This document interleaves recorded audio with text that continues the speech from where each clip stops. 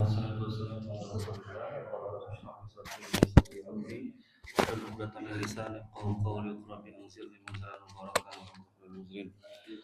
Alhamdulillah kita bisa melanjutkan kegiatan kita untuk sama-sama kita mendengarkan atau belajar bersama di pagi hari ini. Mudah-mudahan Allah balas dengan balasan terbaik. Mudah-mudahan juga ini menjadi pahala yang Allah terima dan Allah ridhoi. Semata-mata meneladani baginda Rasulullah SAW, mengalir pahala yang kedua orang tua kita dan menjadi wasilah pengukur dosa-dosa kita di masa lalu. Ada kisah sebelum saya menyampaikan materi.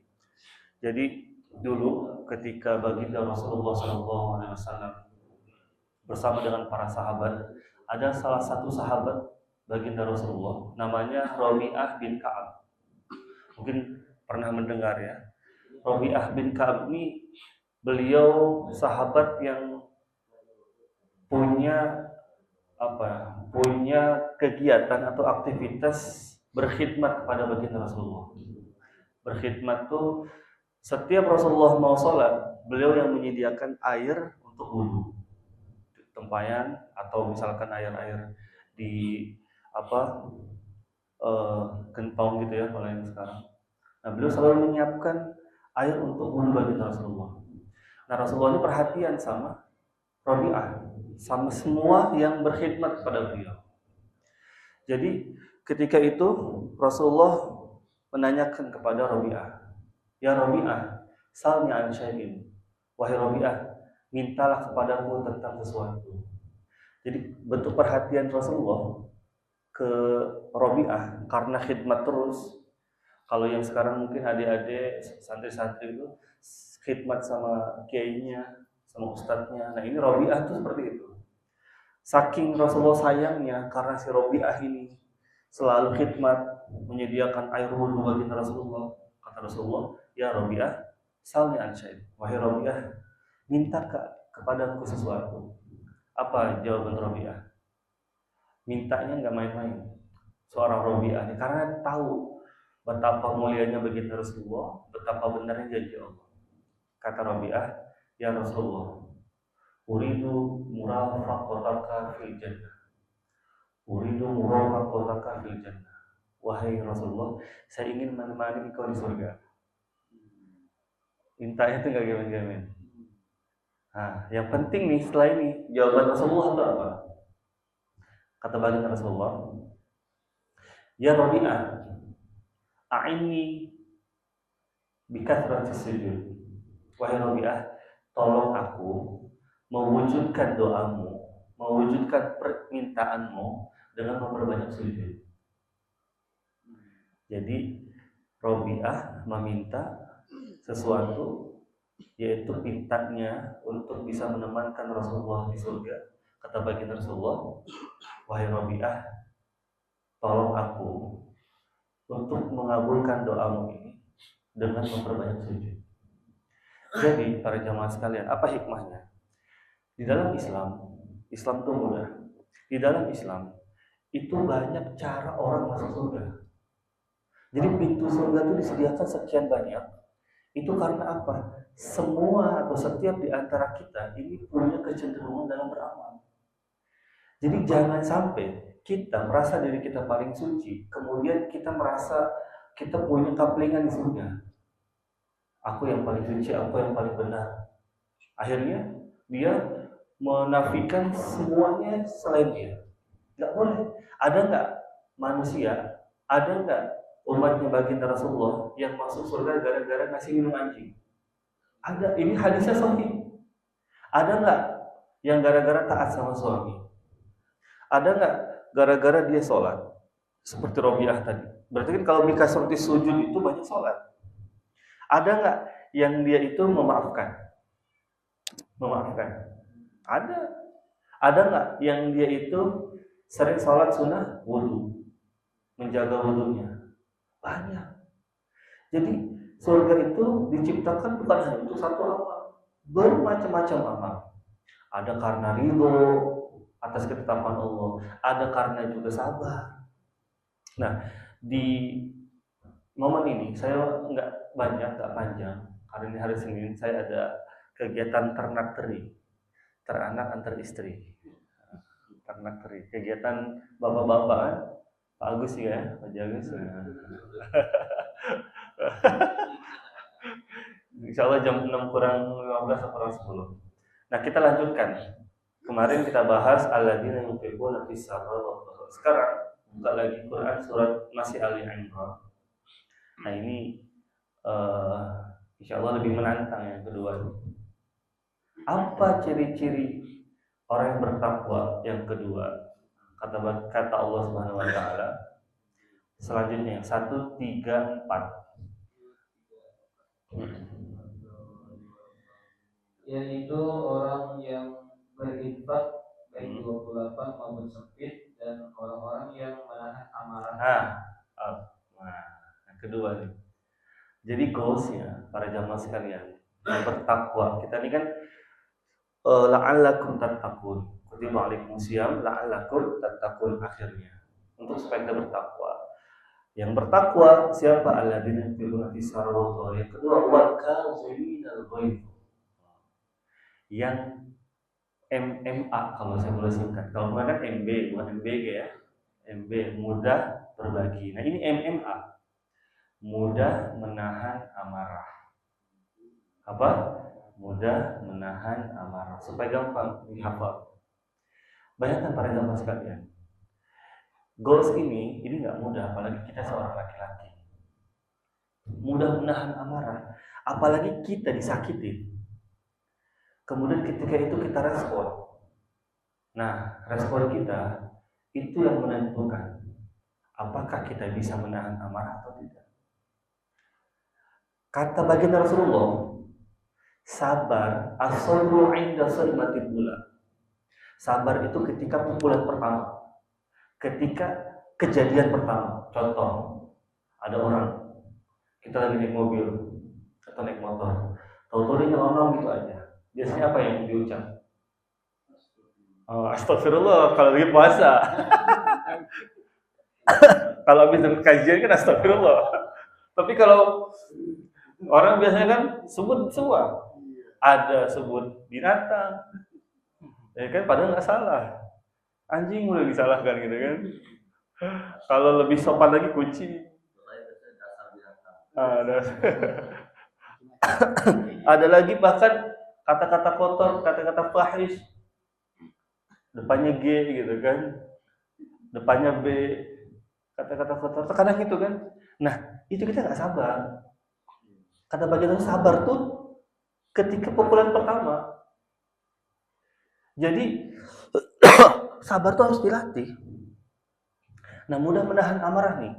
Mudah menahan amarah. Kita disakitin. Kita ada waktu untuk balas dendam, tapi kita lebih menahan. Gitu.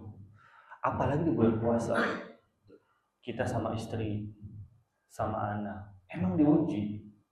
Puasa itu kan bukan puasa menahan haus dan lapar, kata baginda Rasulullah, rubba sha'imin laisa lahu min siyamihi illa al-ju'i wal 'athas. Banyak orang puasa, tapi yang didapatkan ketika puasa itu hanya lapar dan haus. Bayangkan, sedih sekali. Lapar dan haus. Illa al-ju', lapar dan haus, itu aja yang didapatkan.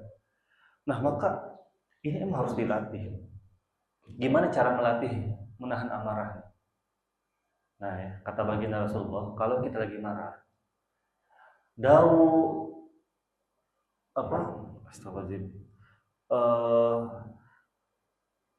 saya lupa hadis detailnya di dalam hadis baginda Rasulullah itu gini.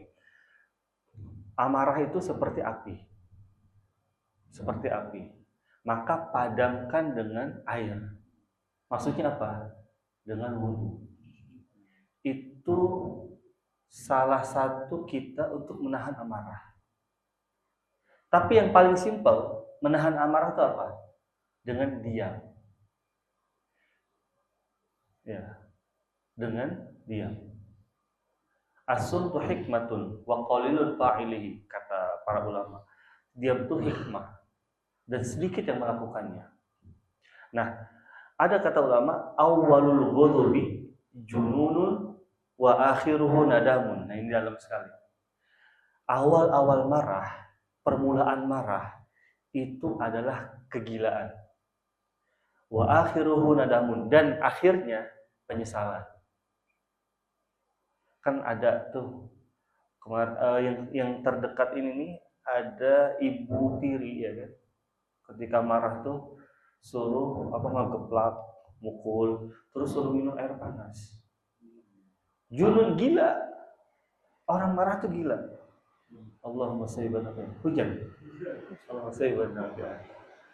Insyaallah. Enaknya berselimut lagi nih.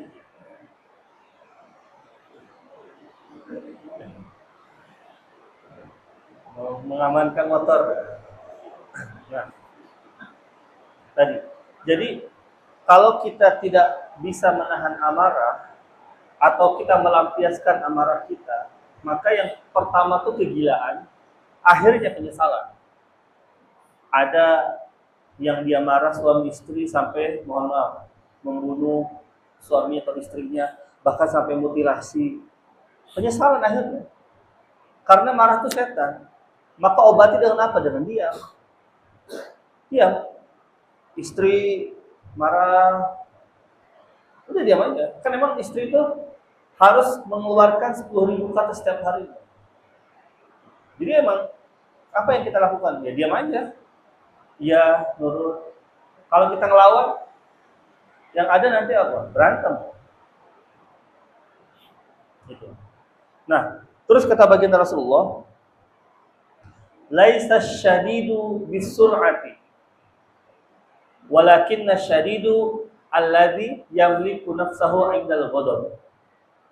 Orang yang perkasa, orang yang kuat, kata baginda Rasulullah, itu bukan orang yang pandai atau pintar bergulat.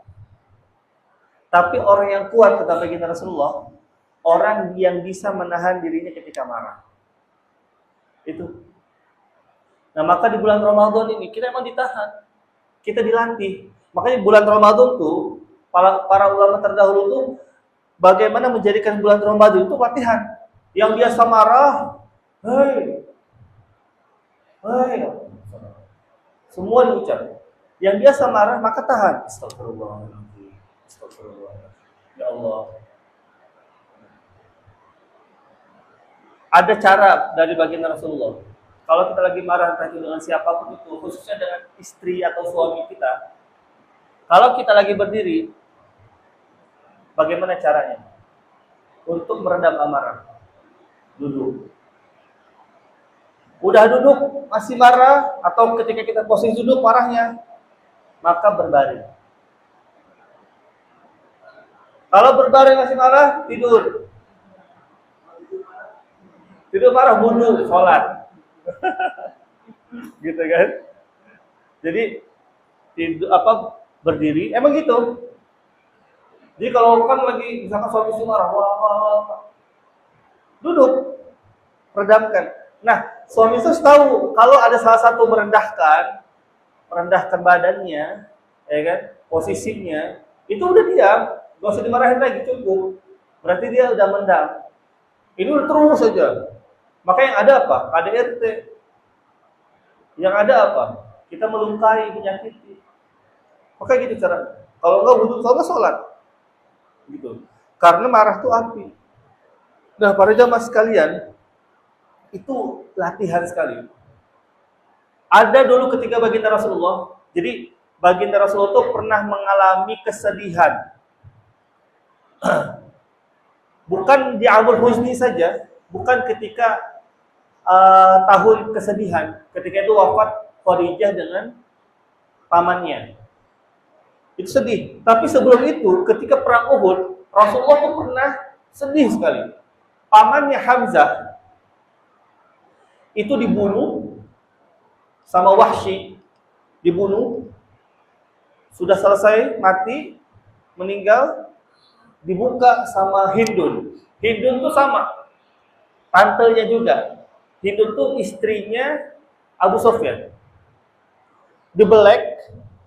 Jadi Hamzah ini kan disebutnya Asadullah, singanya Allah. Gitu. Nah, Hamzah nih saking pintar juga, itu ketika perang Uhud wafat, meninggal, ditombak sama si Wahsy. Wahsy ini suruhannya Hindun. Wahsy ini budak dulunya. Ketika Wahsy itu pengen bebas, dijanjikan sama Hindun, wahai Wahsy, kalau kamu bisa membunuh Hamzah, padahal masih saudaraan itu, bisa membunuh Hamzah, maka aku akan bebaskan kamu dan aku akan kasih kamu beberapa dinar. Ditombak, karena si Hindu ini kesal, dibuka dadanya, dikeluarin dalamnya, termasuk jantungnya, hatinya, digigit, dikunyah, tapi nggak ditelan, dilepeh. Wah, marah sedih Rasulullah. Segitu tuh Hindu marah tuh. Hindu tuh suaminya, istrinya Abu Sufyan. Abu Sufyan itu masih pamannya Rasulullah, masih keluarga Bani Thalib, gitu. Nah, marah Rasulullah. Tahu para jamaah sekalian, ketika itu sekian tahun kemudian, ketika Rasulullah sebelum wafat, ada namanya Fathu Makkah. Pernah dengar nggak? Peperangan yang besar, pembebasan kota Makkah. Jadi mau detik-detik Rasulullah mau wafat. Beberapa tahun setelah itu Rasulullah wafat. Ketika itu, kata baginda Rasulullah, barang siapa yang masuk ke rumah Abu Sufyan maka dia aman. Segitu Rasulullah menahan amarahnya. Nabi Yusuf, pernah dengar cerita Nabi Yusuf?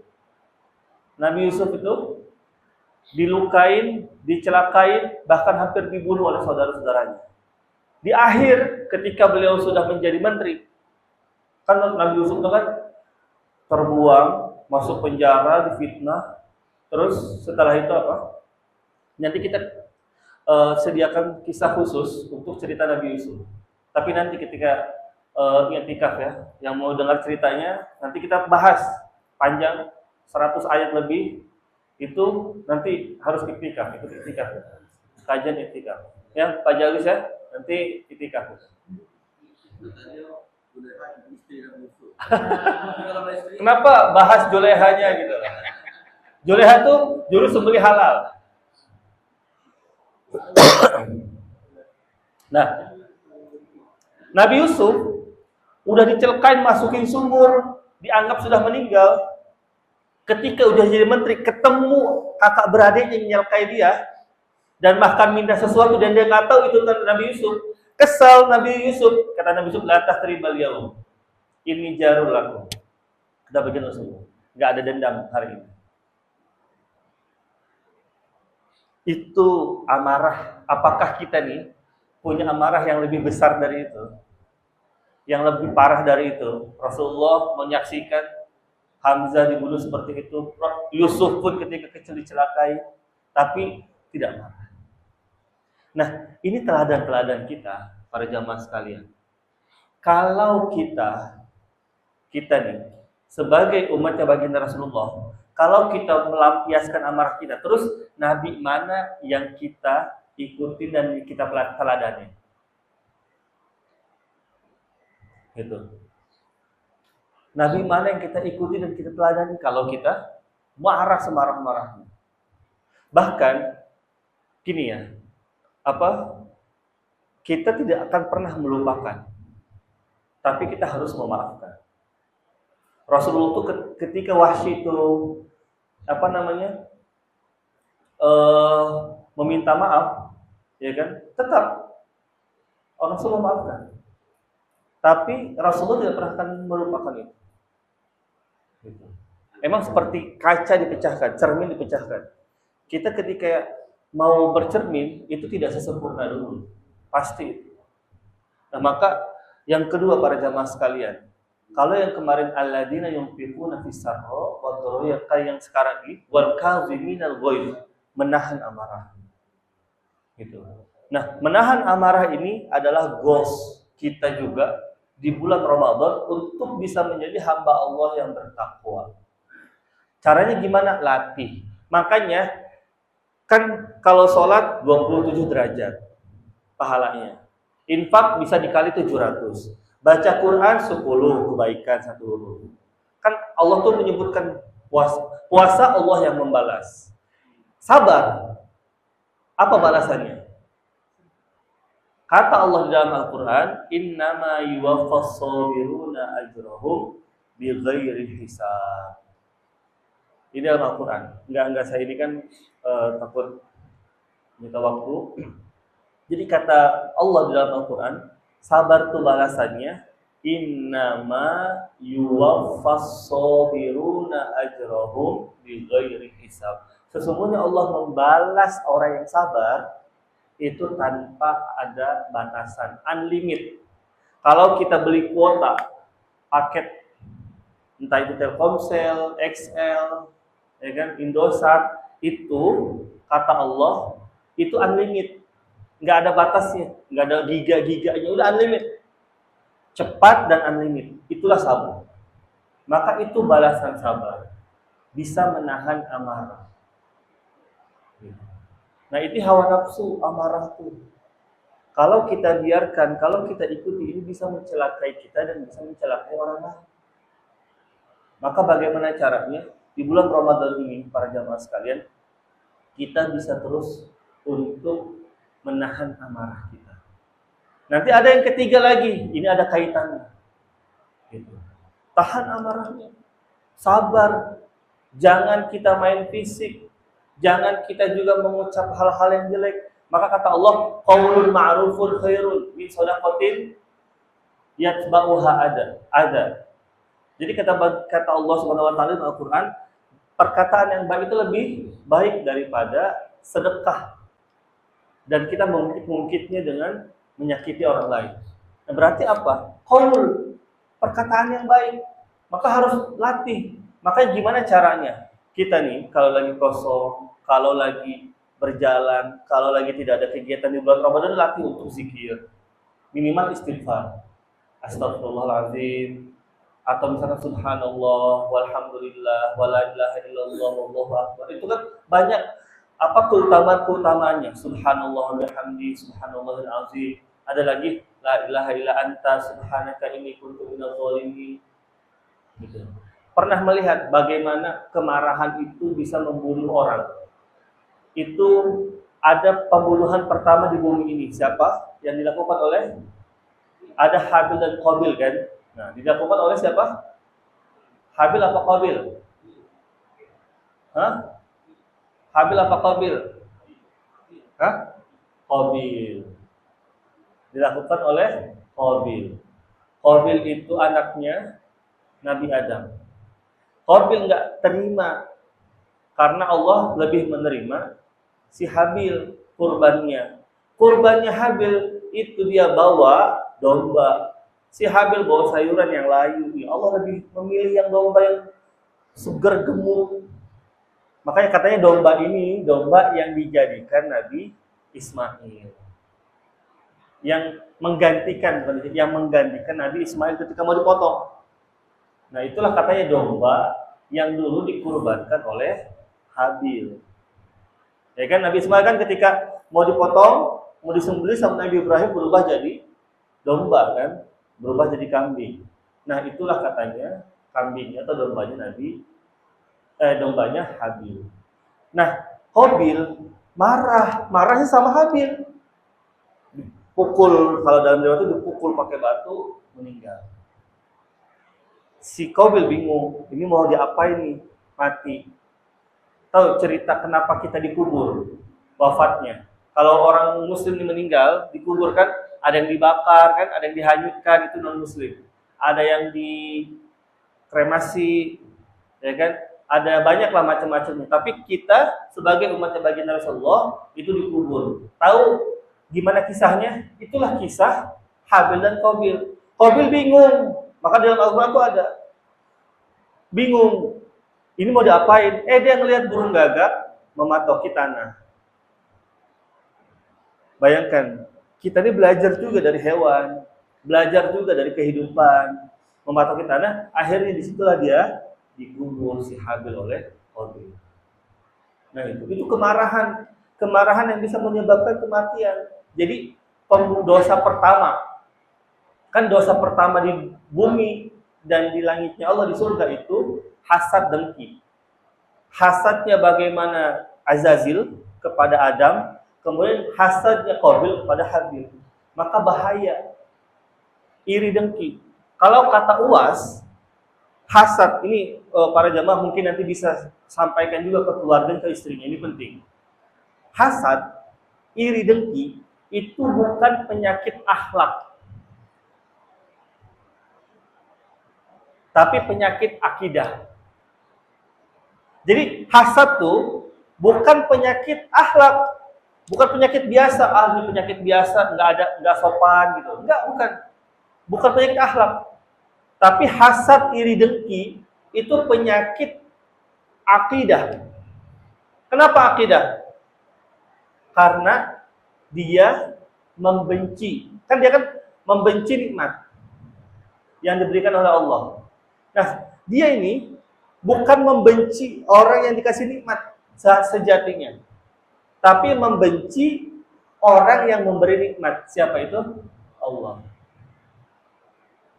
Gitu.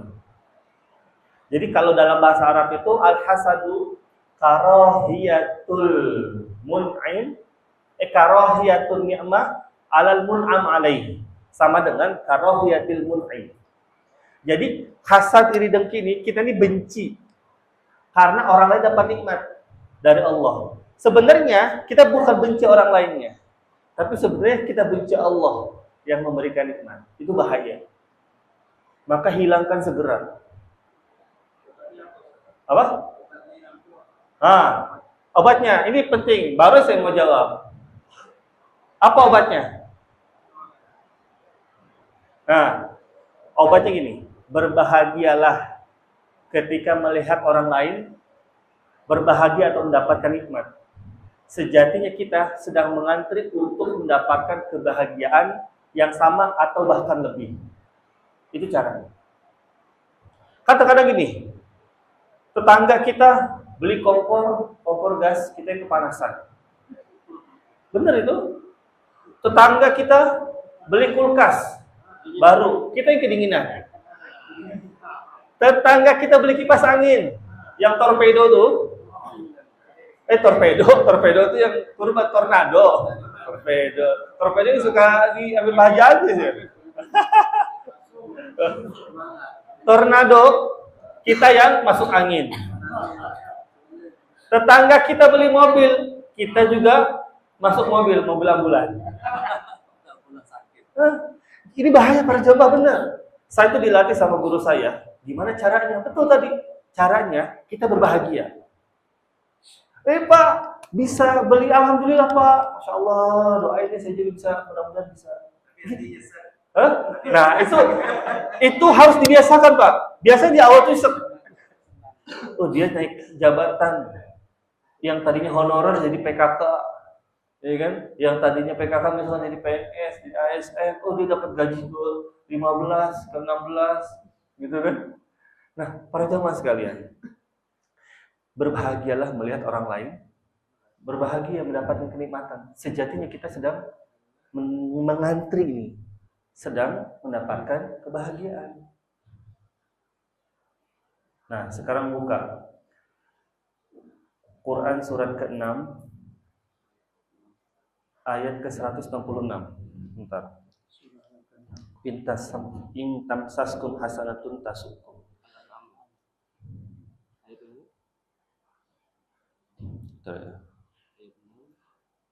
Tamsaskum. Ini ada ayatnya. Ini maaf. 3120 masih 3. 3120. 3 tadi kan? Tadi kan 3134, sekarang 3120. Ali Imran ayat 120. Nah, ini ayat ini. Yang tadi dibilang hasad tuh. Nah, ini ayatnya. 3120. Berapa berarti tuh? 3 beli 3 120 berapa? 40 kan? Jadi cari ingat ayatnya gitu. 120. Jika kamu memperoleh kebaikan, niscaya mereka bersedih hati. Tetapi jika kamu tertimpa bencana, mereka bergembira karenanya. Jika kamu bersabar dan bertakwa, tipu daya mereka tidak akan menyusahkan kamu sedikit pun. Sungguh Allah Maha meliputi segala apa yang mereka kerjakan. Ini ayatnya. Bener gak kita kayak gitu? Intam saskun hasanatun tasuhum. Kalau kita dapat kebaikan, mereka tuh yang orang iri, hasad, dengki sama kita, itu iri dia. Itu mendoakan yang buruk-buruk. Nah, tapi ketika kita dikasih keburukan, mereka senang. Nah, hati-hati para jamaah sekalian. Itu penyakit pertama atau dosa pertama di bumi dan di langit. Itu kehilangan. Maka kalau ada orang lain dapat nikmat, segera bahagia. Benar, demi Allah, kita sedang mengantri untuk mendapatkan kebahagiaan berikutnya, bahkan lebih. Makanya kalau ada melihat, kan biasanya orang dulu tuh gini, kalau melihat mobil kita pengen salawatin, itu cara berbahagia salah satu. Nyesek, berarti itu kalau kita nyesek, berarti kita dikuasai setan. Itu ayatnya. Itu bukan, itu sejak dulu baginda Rasulullah hidup, ini ayatnya sudah hidup. Wa in tamsaskum hasanatun tasu'uhum. Itu ayatnya. Nah, maka intinya berbahagialah ketika melihat orang lain mendapatkan kebahagiaan. Sejatinya kita sedang mengantri untuk mendapatkan kebahagiaan berikutnya, bahkan lebih. Oh, Masya Allah. Salam selamat ya Pak ya, sambil dihilangkan. Insya Allah selamat, doakan. Jadi gimana Ustaz gini, mohon maaf ya. Katakanlah saya kepingin senang nih, lagi senang jalan-jalan kan. Kita biasa, maksud macam saya kan posting misalnya, saya lagi senang nih, kirim lewat kawan. Tapi kan tidak semua yang bisa menerima itu. Itu gimana Ustaz? Kalau itu para jamaah sekalian gini. Kata Allah dalam Al-Quran apa? Astagfirullahaladzim. Bi ni'mati rabbika fahadits. Fa amma bi ni'mati rabbika fahadits. Jadi kita boleh tahadus bi ni'mah itu boleh. Tapi kita juga harus melihat orang. Kalau sekiranya kita menyakiti orang atau membuat sedih orang, itu lebih baik tidak usah diposting. Karena juga itu bisa menimbulkan penyakit ain. Penyakit ain itu terkadang tuh kita sakit, bahkan kita nih tiba-tiba langsung sedih. Itu biasanya ada penyakit ain orang lain. Boleh, Insya Allah, posting aja nggak apa-apa. Nah, tapi niat kita pertama itu sebelum kita mau posting, kita benarkan niat kita dulu. Niatnya ini memang ingin mudah-mudahan orang lain juga bisa. Gitu kan. Ya Allah, saya alhamdulillah sudah sampai di sini, sambil doakan supaya supaya menghilangkan iri, hasad, dengkinya orang-orang, sambil doakan. Assalamualaikum, ini saya alhamdulillah sedang di Madinah, di kotanya baginda Rasulullah. Insya Allah luar biasa di sini. Mohon doanya. Nah, habis mohon doa untuk diri kita, doakan. Jadi doakan orang-orang yang ada di grup itu. Ya kami doakan juga mudah-mudahan yang ada di grup ini semua bisa umroh, bisa haji di waktu terbaik dan fasilitas terbaik dengan orang baik. Oh, senang untuk pasti. Amin, kan gitu kan? Kadang-kadang kita juga nih juga takut. Iya, pasti ada. Kita kirim ke khusus keluarga. Boleh. Menghindari itu. Saya tuh umroh kemarin terakhir tuh. Tahun lalu saya telepon ibu saya, minta nasihat. Saya bilang, Mah, minta nasihat, ada mau umroh. Apa nasihat ibu saya? Fokus ibadah, nggak usah posting. Oh, berarti ibu saya udah mengingatkan. Siap Mah. Saya ngomong ke guru saya, izin nanti umroh saya nggak akan posting. Saya nggak posting. Orang tuh nggak tahu. Bismillah, mudah-mudahan perjalanan Allah ridho, gitu aja udah. Saya nggak posting, tapi saya foto itu nggak saya kirim. Oke. Nah, habis selesai umroh baru saya share. Lebih baik jangan daripada orang berbuat dosa. Nah, itu tadi kan begini, ada dua sisi. Pertama, kita menikmati atau tahadus bi ni'mah, kita membicarakan nikmat Allah. Yang kedua, kita menjaga orang lain.